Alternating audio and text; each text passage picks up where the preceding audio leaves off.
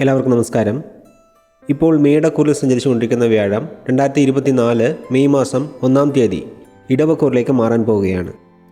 2025 May 14-ാം തീയതി വരെയുള്ള ഇടവക്കൂറിലെ വ്യാഴത്തിൻ്റെ സഞ്ചാരം മൂലം മേടം മുതൽ മീനം വരെയുള്ള 12 കൂറുകൾ ജനിച്ചവർക്ക് ലഭിക്കാൻ പോകുന്ന അനുകൂലവും പ്രതികൂലവുമായ ഫലങ്ങളെക്കുറിച്ചാണ് ഇന്ന് നമ്മൾ നോക്കാൻ പോകുന്നത്. രാശിഫലങ്ങൾ പൊതുഫലങ്ങളാണ്. ജാതകരീതി നടക്കുന്ന ദശാപഹാര ഫലങ്ങൾക്കനുസരിച്ച് ഇതിൽ മാറ്റങ്ങൾ ഉണ്ടാകും എന്നുള്ള കാര്യത്തെ ഒരിക്കൽ കൂടി ഓർമ്മിപ്പിച്ചുകൊള്ളുന്നു. ശരി, എന്നാൽ നമുക്കിനി വ്യാഴമാൻ്റെ ഫലങ്ങളിലേക്ക് കടക്കാം.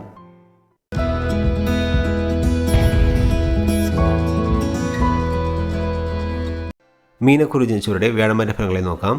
2024 മെയ് 1-ാം തീയതി മുതൽ വ്യാഴം 3-ാം ഭാവത്തിൽ സഞ്ചരിക്കുന്നത് പൊതുവെ ദോഷഫലങ്ങളെ നൽകുമെങ്കിലും മീനക്കുറുകാർക്ക് അനുകൂല ഫലങ്ങളെ നൽകുന്ന ഗ്രഹങ്ങളായ ചന്ദ്രൻ്റെയും ചൊവ്വയുടെയും നക്ഷത്രങ്ങളിലൂടെ വ്യാഴം അധിക നാളുകൾ സഞ്ചരിക്കുന്നതിനാൽ ദോഷഫലങ്ങൾ കുറയുന്നതാണ്. എങ്കിലും രാശിയാധിപനായ വ്യാഴം 3-ൽ സഞ്ചരിക്കുന്നതിനാൽ അലച്ചിൽ അധികരിക്കും. ജോലി, തൊഴിൽ പോലുള്ള പല കാര്യങ്ങളിലും മാറ്റങ്ങളുണ്ടാകും. മാറ്റങ്ങളെന്ന് പറയുമ്പോൾ അനുകൂലമായ ദശാപഹാരങ്ങൾ നടക്കുന്ന മീനക്കൂറുകാർക്ക് പുതിയ വീട്ടിലേക്ക് താമസം മാറുക, അല്ലെങ്കിൽ ഇപ്പോൾ ചെയ്യുന്ന ജോലിയേക്കാൾ മെച്ചപ്പെട്ട ജോലിയിലേക്ക് മാറ്റമുണ്ടാവുക, ഇതുപോലെയുള്ള അനുകൂലമായ ഫലങ്ങളായിരിക്കും ലഭിക്കുക.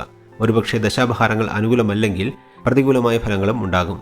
കലാകാരന്മാർ കിട്ടുന്ന അവസരങ്ങളെ നല്ല രീതിയിൽ പ്രയോജനപ്പെടുത്തുകയാണെങ്കിൽ പണവും പ്രശസ്തിയും നേടാൻ സാധിക്കും. ജോലിസ്ഥലത്ത് മേലുദ്യോഗസ്ഥരുമായും സഹപ്രവർത്തകരുമായും അനാവശ്യ ചർച്ചകൾ ഒഴിവാക്കുന്നതാണ് നല്ലത്. ചിലർക്ക് സ്ഥലമാറ്റം ഉണ്ടാകും. ബിസിനസ്സുകാർ ഭാവിയിലെ വിപണി സാഹചര്യം കണക്കിലെടുത്ത് പുതിയ നിക്ഷേപങ്ങൾ നടത്തുന്നതാണ് നല്ലത്. അതേസമയം 3-ൽ സഞ്ചരിച്ചുകൊണ്ട് വ്യാഴം 7, 9, 11 എന്നീ ഭാവങ്ങളിലേക്ക് ദൃഷ്ടി ചെയ്യുന്നത് അനുകൂല ഫലങ്ങളെ നൽകുന്നതാണ്. വ്യാഴദൃഷ്ടി 7-ാം ഭാവത്തിലേക്ക് വരുന്നതിനാൽ 7-ൽ കേതു സഞ്ചരിക്കുന്നത് മൂലം വിവാഹകാര്യങ്ങളിൽ ഉണ്ടായിരുന്ന തടസ്സങ്ങൾ മാറി വിവാഹം നടക്കുകയും വിവാഹം കഴിഞ്ഞ ദമ്പതിമാർക്കിടയിൽ ഉണ്ടായിരുന്ന പ്രശ്നങ്ങൾ മാറി കുടുംബത്തിൽ സന്തോഷവും സമാധാനവും തിരികെ വരുന്നതുമാണ്. വ്യാപാര വ്യവസായ രംഗത്തുള്ളവർക്ക് തൊഴിൽ തടസ്സം മാറി വരുമാനം അധികരിക്കും. 9-ാം ഭാവത്തിലേക്ക് വ്യാഴം ദൃഷ്ടി ചെയ്യുന്നതിനാൽ ഉപരിപഠനം ഇടയ്ക്ക് വെച്ച് നിർത്തേണ്ടി വന്നവർക്ക് പഠനം പൂർത്തിയാക്കാൻ സാധിക്കും. ജോലി, തൊഴിൽ എന്നിവയിൽ അനുകൂലമായ മാറ്റങ്ങൾ ഉണ്ടാകും. ആത്മീയ യാത്രകൾ പോകാനും സാധിക്കും. പിതാവിൻ്റെ ആരോഗ്യം മെച്ചപ്പെടും. വ്യാഴം ലാഭസ്ഥാനമായ 11-ലേക്ക് ദൃഷ്ടി ചെയ്യുന്നതിനാൽ വരുമാനം അധികരിക്കും. കോടതി വ്യവഹാരങ്ങളിൽ വിജയം നേടാൻ സാധിക്കും. സഹോദരങ്ങൾ തമ്മിലുണ്ടായിരുന്ന പ്രശ്നങ്ങളും പരിഹരിക്കപ്പെടും. 2024 മെയ് 1 മുതൽ ജൂൺ 13-ാം തീയതി വരെ ഇടവക്കൂറിലുള്ള സൂര്യൻ്റെ നക്ഷത്രമായ കാർത്തികയിലൂടെ വ്യാഴം സഞ്ചരിക്കുന്നതിനാൽ ചെലവുകളും അലച്ചിലും അധികരിക്കും. ആരോഗ്യപരമായ കാര്യങ്ങളിലും ശ്രദ്ധിക്കേണ്ട സമയമാണിത്.